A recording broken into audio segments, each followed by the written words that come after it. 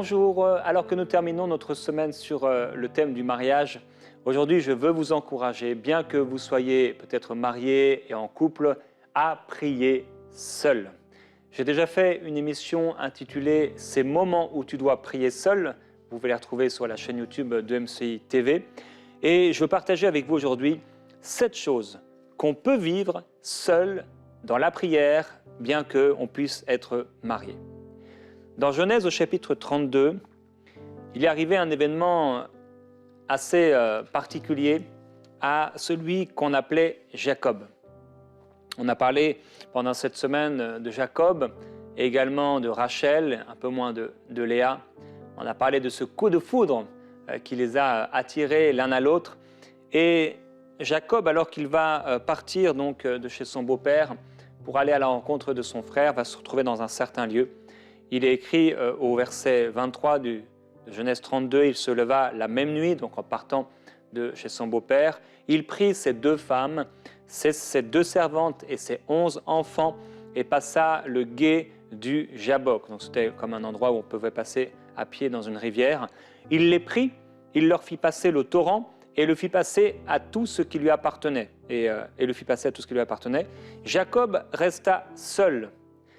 C'est alors qu'un homme lutta avec lui jusqu'au lever de l'aurore. Jacob resta seul. Alors, on a ici une image.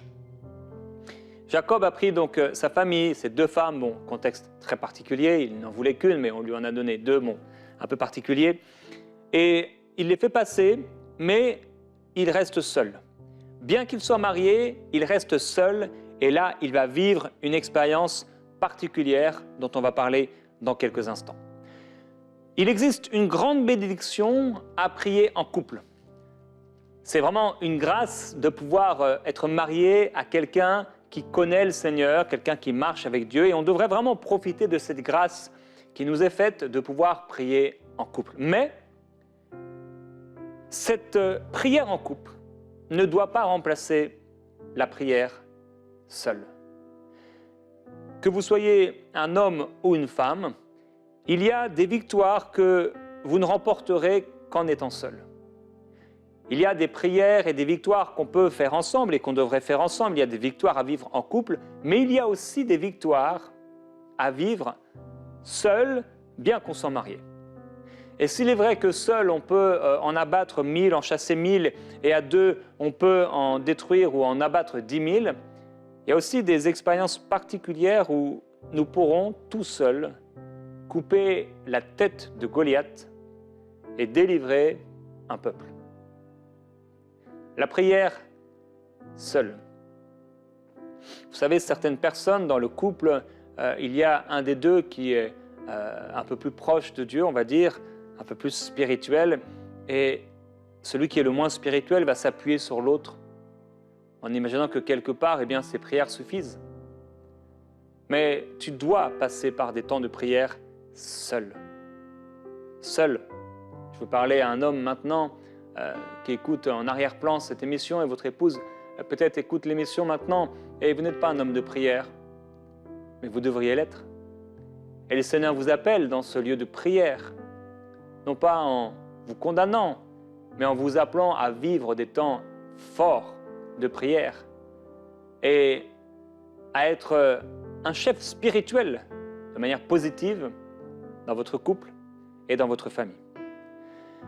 Premièrement, donc, première chose qu'on peut vivre seul dans la prière, il y a des rencontres que tu vas faire seul avec Dieu. Cette nuit-là, Jacob s'est retrouvé seul. Il était marié, mais il s'est retrouvé seul. Et l'ange de l'Éternel va se retrouver devant lui et il va combattre, se battre avec l'ange de l'Éternel. Cette nuit-là, dans cette image de la prière, qui est le combat avec l'ange de l'Éternel, qui est une représentation de Christ, une manifestation de Christ, eh bien, Israël va naître. Le nom de Jacob va être changé en Israël. L'Israël que nous connaissons aujourd'hui, eh bien, c'est cet Israël qui est né cette nuit-là dans la prière. Il y a plus de 3500 ans qu'on parle d'Israël, mais Israël est né suite à une rencontre d'un mari seul avec Dieu dans la prière. J'aimerais te dire que tu peux faire des rencontres avec Dieu seul dans la prière. Bien qu'étant marié, Moïse était derrière le troupeau et il est allé là près de la montagne de Dieu lorsque l'ange de l'Éternel lui est apparu dans une flamme de feu. Il a rencontré Dieu, il a rencontré l'ange de l'Éternel alors qu'il était marié, mais il était là seul derrière le troupeau. Et c'est là que Dieu s'est manifesté à lui. Il y a des rencontres que tu vas faire avec Dieu et tu ne les feras pas en couple, tu les feras seul. Deuxième chose, il y a des expériences similaires que tu vas faire seul avec Dieu. Jonas était seul dans la baleine, mais sa prière, alors qu'il était seul dans la baleine, a fait ordonner à Dieu, à la baleine, ou au grand poisson, pas forcément une baleine, de le recracher sur la surface du sol. Cette expérience a été marquante. Il était seul là dans le ventre du grand poisson.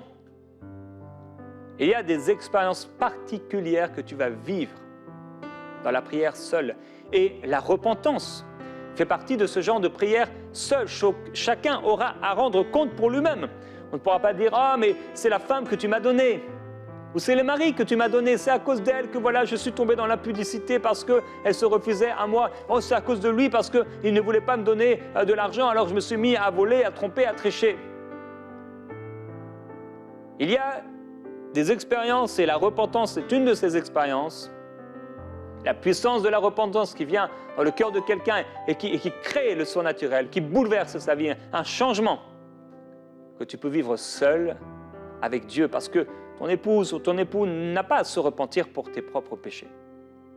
Troisième chose que tu peux vivre seul dans la prière, eh bien, c'est l'enfantement. Il y a des choses que tu vas enfanter seul dans la prière.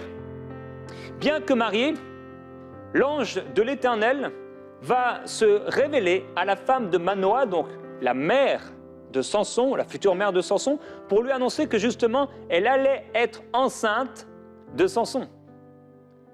L'ange de l'Éternel apparaît à la femme. Elle est mariée, mais l'ange de l'Éternel n'apparaît pas à son mari, mais à elle, et une seconde fois d'ailleurs encore à elle.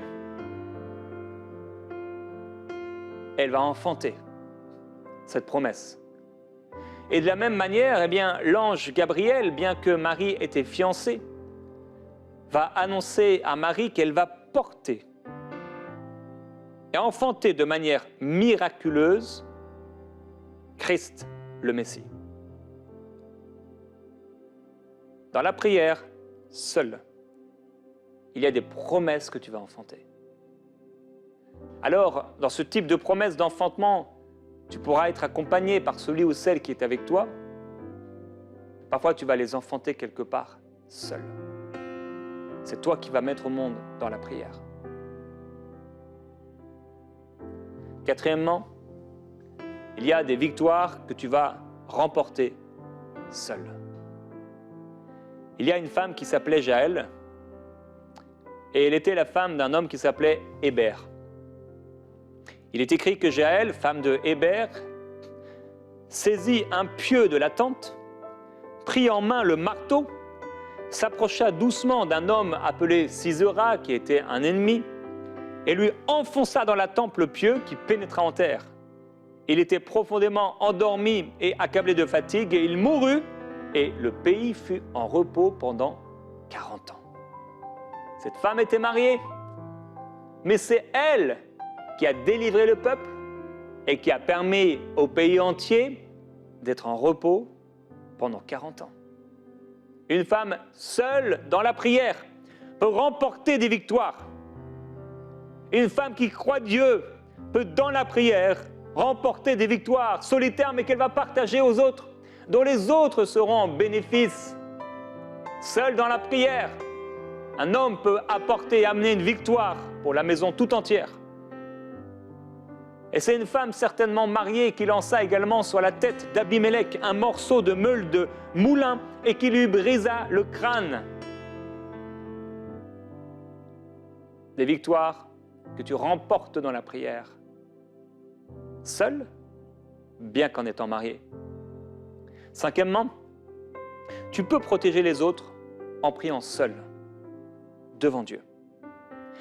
Dans 2 Samuel, il y a 2 envoyés de David qui vont être là et pour apporter un message, ils vont se faire repérer par un serviteur d'Absalom. Et il est écrit, ils arrivèrent, ces envoyés, à la maison d'un homme qui avait un puits dans sa cour, et ils y descendirent.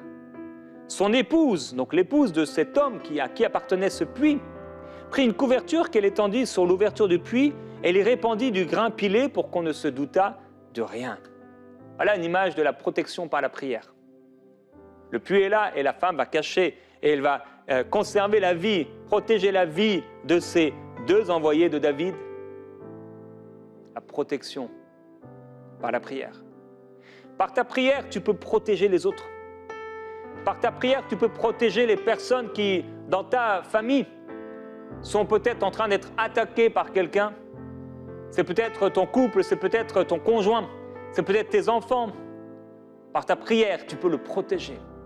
Par ta prière, tu peux mettre sur la vie de cette personne un bouclier de protection. Par ta prière, tu peux, vous savez, le monde appelle ça une aura. Mais toi, ce n'est pas une aura. C'est la protection divine, angélique, à cause de ta prière, qui vient se mettre tout autour de cette personne pour la protéger. Elle ne verra pas la mort à cause de ta prière. Tu la protégeras. Non, elle ne verra pas la corruption à cause de ta prière. Elle ne tombera pas. Non, elle n'aura pas cet accident. Non, elle ne mourra pas de cette maladie. Non, elle ne tombera pas dans ce péché horrible. À cause de ta prière, tu peux la protéger. Par la puissance de la prière, par ta ferveur et par ta foi, tu peux la protéger. Même si tu n'as plus le courage et la force de prier, élève-toi maintenant dans la prière et commence à déclarer la protection de Dieu. Jésus dit, oh, vous verrez les anges de Dieu monter et descendre au-dessus du Fils de l'homme. Et il dit aussi, je vous ai donné la puissance et l'autorité de marcher sur les serpents, sur les scorpions et sur toute la puissance de l'ennemi sans que rien ne puisse vous nuire. Tu as reçu la puissance et l'autorité, mon frère. Tu as reçu l'autorité, ma sœur, de pouvoir marcher sur les serpents et les scorpions et les faire dégager de la vie de cette personne. Par ta prière, tu peux sauver le malade. La prière de la foi sauvera le malade et s'il a péché, ses péchés lui seront pardonnés. Car la prière fervente du juste a une grande efficacité. Par ta prière, tu peux changer les choses et amener la protection de Dieu sur cette personne. Tu peux libérer ta famille par la prière. Tu peux libérer et guérir le cœur de quelqu'un, le corps de quelqu'un par ta prière. Sans même le toucher, sans même pouvoir l'atteindre, par ta prière. La prière fervente du juste a une grande efficacité. Elle est efficace. Sixièmement, tu peux te lever dans la prière quand ton couple, ta famille ou tes amis abandonnent. Pas forcément t'abandonnent, mais abandonnent.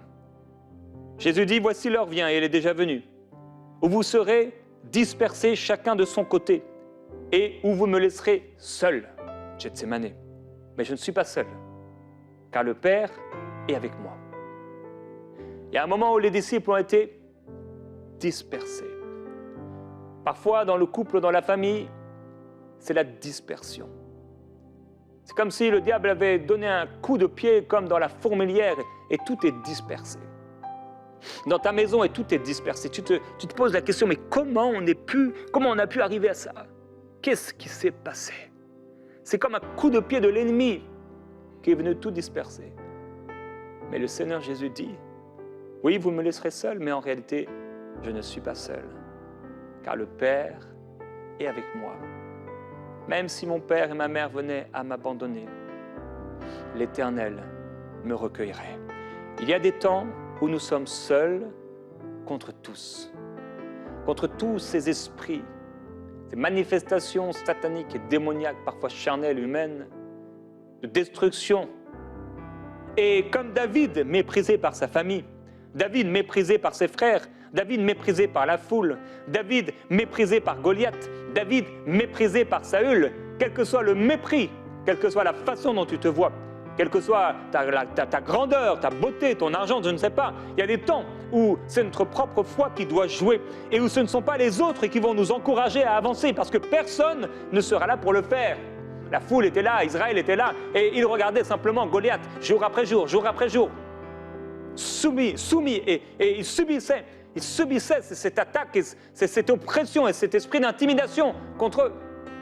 Ils étaient découragés dans l'abattement. Et il y a de ces temps où oui, c'est ta foi qui va jouer dans le couple. Ta foi à toi, pas celle de ton mari, pas celle de ton épouse. Soit parce que leur cœur s'est écarté de toi, soit parce qu'ils passent par un temps de découragement, ils ont eux-mêmes besoin d'encouragement, soit parce qu'ils ne te croient pas, ils n'ont plus confiance en toi, soit parce que vous êtes tout simplement tout seul. Il y a donc des temps où c'est nous qui devons prier seuls et porter les autres seuls dans la prière. Ah oui, par ta prière, tu peux porter quelqu'un. Par ta prière, tu peux ramener quelqu'un à Jésus-Christ. Par ta prière, tu peux ramener quelqu'un qui s'était écarté et le ramener sur le bon chemin. Par ta prière, quand ton couple ne va pas bien, quand ta famille ne va pas bien, quand tous abandonnent, quand ils sont là et qu'ils abandonnent, ils baissent les bras, ils n'ont plus de force, ils ne vivent plus rien avec Dieu, eh bien, je prie et je déclare au nom de Jésus-Christ que par ta prière, tu peux amener une rencontre divine. Par ta prière, le ciel peut s'ouvrir et les anges de Dieu peuvent descendre et monter sur eux, sur lui, sur elle. Je le déclare au nom du Seigneur, alors qu'il a déchiré le rideau qui séparait le lieu saint du lieu très saint. Il t'a introduit là dans l'arche de l'alliance et tu peux proclamer sa parole. Il y a là le bâton d'Aaron qui a fleuri en une nuit et que de la même façon, au nom de Jésus-Christ, tu deviens comme ce bâton d'Aaron qui fleurit en une nuit par la prière. Une nuit de prière pour cette personne. Et sa vie sera changée. Je le déclare, Père, je t'en supplie. Je te demande, s'il te plaît, oh Dieu, avec ces personnes qui souffrent et qui entendent ma voix maintenant. Oh Dieu, il y a ces personnes, ce couple qui est divisé, cet enfant, ce fils qui est divisé, oh Dieu. Je te demande, s'il te plaît, par la prière, de faire descendre ces anges, d'amener ta main se manifester. Non, ta main n'est pas trop courte pour sauver et pour délivrer.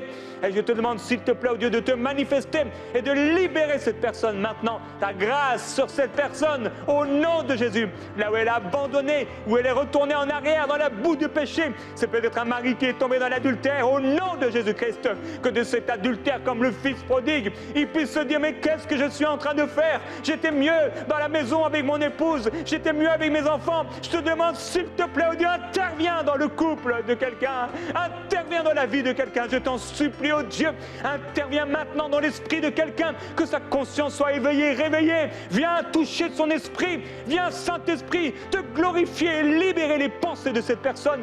Délivre-le de ses forteresses, délivre-le dans ses pensées. Viens bouleverser son cœur et ses pensées.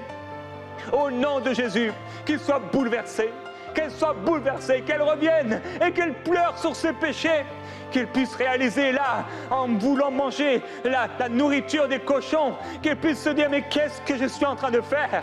Qu'est-ce que je suis en train de faire? Et qu'elle puisse revenir à la maison. Je te le demande, s'il te plaît, oh Dieu, que cette personne qui a abandonné revienne à la maison. Que cette personne qui a abandonné revienne, Seigneur, sur ce chemin. Au nom de Jésus, j'appelle l'unité. Oh Saint-Esprit, merci. Oui, tu nous as donné la capacité, l'autorité. Par la prière, nous pouvons ramener quelqu'un à toi, un pécheur de la voie dont il s'est égaré. Merci parce que nous sommes de la même nature qu'Élie. Seigneur, il était de la même nature que nous. Et à sa parole, les cieux se sont fermés, les cieux se sont ouverts. Et au nom de Jésus, nous déclarons maintenant la pluie du ciel sur cette personne. La pluie du ciel sur ceux qui ont abandonné. La pluie du ciel sur ceux qui ne vivent plus rien avec Dieu. La pluie du ciel sur ceux qui sont secs. Au nom de Jésus. La pluie du ciel sur ces couples désemparés. La pluie du ciel au nom de Jésus. Sur ces femmes qui souffrent, qui pleurent parce que leur mari ne revient pas. Oh, cette pluie du ciel sur ces maris qui ont vu leur femme qu'ils aimaient, leur femme qui était tout pour eux, partir avec quelqu'un d'autre. Oh Père, j'appelle la pluie du ciel. La pluie du ciel dans les mariages, la pluie du ciel dans les couples, la pluie du ciel dans les familles, la pluie du ciel dans ces situations. J'appelle la pluie du ciel et les anges de Dieu, comme les gouttes, comme la pluie du ciel, à descendre dans ces situations. Au Au nom de Jésus-Christ, j'appelle ta gloire à se manifester, oh Dieu. Tu es l'esprit de réconciliation, tu es l'esprit de vie et de résurrection. Tu es l'esprit, Seigneur, qui est venu pour nous sauver et nous libérer du péché. Et de la même façon, tu peux libérer cette personne de la mort. Seigneur, elle est entrée dans les ténèbres, elle a été confondue là dans les ténèbres. Elle s'est enfuie dans les ténèbres, dans la prison, dans la citerne où elle se trouve. Mais tu es capable de faire sortir de leur cachot, de leur prison, les prisonniers. Tu es capable par l'onction du Saint-Esprit de relâcher les prisonniers. Que l'onction du Saint-Esprit soit relâchée sur eux et que ces prisonniers, ces prisonnières du péché soient relâchés, soient libérés au nom de Jésus-Christ pour bâtir des mariages qui sont forts, rebâtir sur des ruines. Oh oui, on bâtira sur d'anciennes ruines. On relèvera ce qui avait été laissé abandonné. Là où il y avait des loups, où il y avait des ronces, là où il y avait des épines. Seigneur, tu amèneras comme un jardin d'Éden. Oh Seigneur Jésus-Christ, des ruisseaux abondants, des fruits extraordinaires, succulents. Seigneur Dieu, ils goûteront encore dans ce jardin d'Éden. Ils goûteront encore, Seigneur, dans leur famille, dans leur couple. Seigneur, ceux dont ils n'avaient plus aucune espérance, ceux qu'ils ne voyaient plus, ceux qu'ils ne croyaient plus, ceux qu'ils pouvaient, ceux qu'ils imaginaient impossible. Tu le fais par la puissance du Saint-Esprit et par la prière de ton peuple. Seigneur, tu transformes une situation aujourd'hui. Tu changes la vie d'un homme et d'une femme. Tu changes la vie d'un couple au nom de Jésus-Christ. Et leur vie est transformée par la puissance de ta parole, par la puissance du Saint-Esprit. Tu relèves le mort là où il n'y avait plus de passion. Là où, Seigneur, c'était comme nul à vivre, nul à subir. Seigneur, cette atmosphère pourrie dans la maison, cette atmosphère pourrie dans le couple. Seigneur, ce n'est pas leur partage. Et j'appelle au nom de Jésus ta vie à se manifester, la gloire du Seigneur à régner dans leur couple. Au nom de Jésus, que la vie leur soit donnée, la joie leur soit communiquée, que la paix revienne au nom du Seigneur. La restauration, tu rends le pays habitable, que les loups s'enfuient, que les renards qui ravagent les vignes s'enfuient au nom de Jésus-Christ et laisse place à la nouvelle création. Je prie pour la conversion d'un mari, je prie pour la conversion d'une femme, au nom de Jésus. Viens, libère, sauve du péché, une nouvelle création, au nom de Jésus-Christ. Merci Saint-Esprit. Septièmement, tu peux te lever dans la prière au sein de ton découragement et de l'angoisse. Il y a des jours où l'atmosphère est tellement lourde autour de nous qu'on n'a pas la force de prier. Mais c'est justement là qu'il faut prier quand même. Si souvent, on peut ne pas avoir la force de prier, eh bien du coup on ne prie pas. Mais quand tu sais que tu devrais prier, tu n'as pas la force de prier, mets-toi à genoux. Tu peux te mettre à genoux dès que la pensée survient. Tu peux être dans la salle de bain, tu peux être dans le couloir, tu peux être dans la cuisine. Et au moment où tu sais que tu dois prier, mais que tu n'as pas le courage, eh bien tu te mets à genoux. Ça, c'est un pas de foi que tu fais. Tu fermes les yeux et tu te concentres sur lui. Là, au sein de ton découragement. Et tu vas voir le Seigneur se glorifier. Il est écrit, David fut dans une grande angoisse parce que ses compagnons parlaient de le lapider. Peut-être c'est ton mari, peut-être c'est ton épouse qui parle d'en finir avec toi. Tous éprouvaient en effet de l'amertume, chacun à cause de ses fils et de ses filles. Mais David reprit courage en s'appuyant sur l'Éternel, son Dieu. Quelle parole! Mais David reprit courage, alors qu'il était dans une grande angoisse. David reprit courage en s'appuyant sur l'Éternel, son Dieu. Je veux le déclarer sur ta vie. Tu reprends courage parce que tu t'appuies sur l'Éternel, ton Dieu. Tu t'appuies sur le Seigneur. Tu reprends courage. Lève-toi au nom de Jésus. Que la foi se lève dans ton cœur. Tu reprends courage pour ton couple. Tu reprends courage pour sauver ta famille. Tu reprends courage pour sauver ton épouse. Reprends courage pour sauver ton époux. Ce n'est pas terminé, non. Tant que Dieu n'a pas dit que c'est fini, ce n'est pas fini. Tant que Dieu n'a pas dit le dernier mot, le diable ne peut pas parler. Au nom du Seigneur Jésus-Christ, il n'aura pas le dernier mot. C'est Dieu qui aura le dernier mot. Nous voulons déclarer sur vous, dans le nom de Jésus, le salut, la restauration. David va dire, apporte-moi l'éphod. Et David va consulter l'Éternel.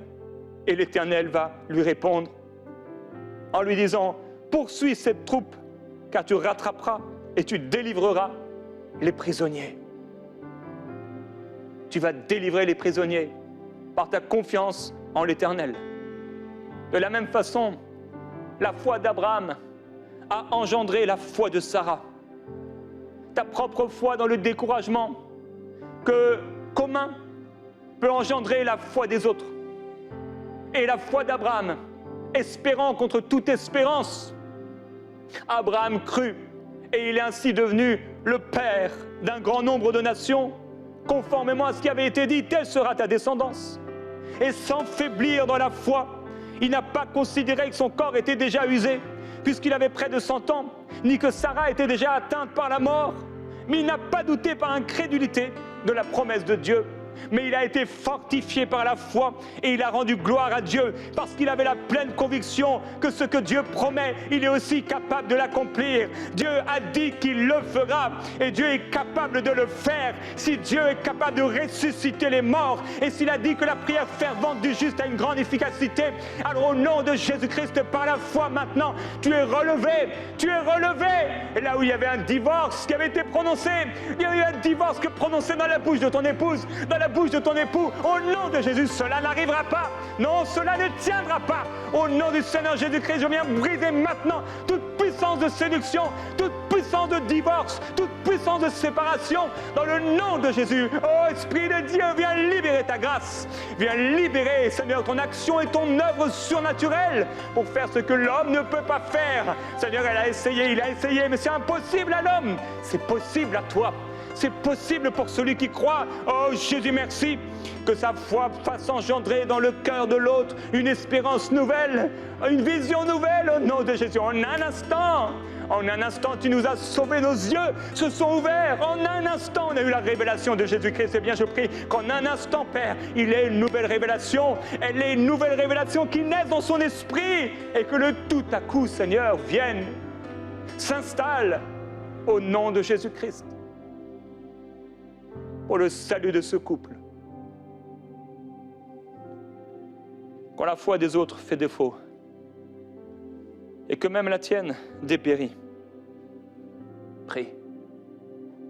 Là, tu remporteras de grandes victoires.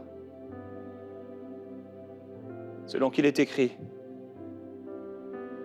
mes frères et sœurs, fortifiez-vous dans le Seigneur et dans sa force toute puissante.